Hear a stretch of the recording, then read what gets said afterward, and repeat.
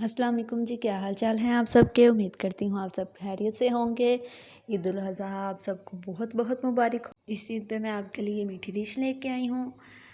उम्मीद करती हूँ आप सबकी ईद अच्छी गुजरेगी। मैंने ले लिया है 2.5 किलो दूध।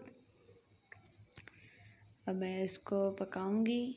जैसे ही इसमें बॉयल आ जाएगा जी, तो मैंने आधा गिलास चावल लिए थे, उसको मैंने अच्छी तरह से ग्राइंड कर लिया। अब मैं वो डाल रही हूँ। इसमें मैं वो शामिल कर दूँगी और उसके बाद अच्छी तरह से उसको हिलाती जाऊँगी। आपने बिल्कुल नहीं हिलना, ठीक है ना। वो आपने मुसलसल चम्मच को हिलाते जाना ताकि किसी किस्म की ढेली ना बन जाए। ईद में खाएं, अपने बच्चों को भी बना के दें, बहुत ही मज़ेदार सी है ये। मुसलसल इसको हिलाते जाना है, ठीक है जी।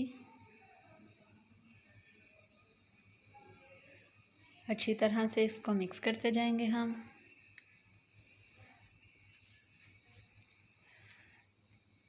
अब मैंने इसमें ये खीर सैशे है वो ऐड कर लिया है,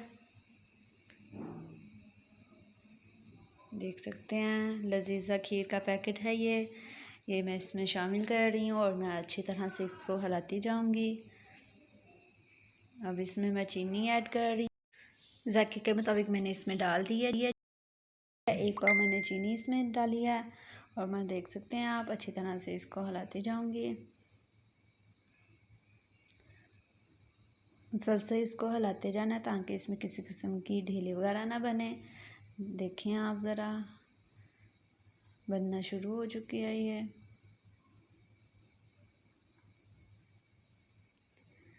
बहुत ही शानदार सी बन चुकी है ये जी।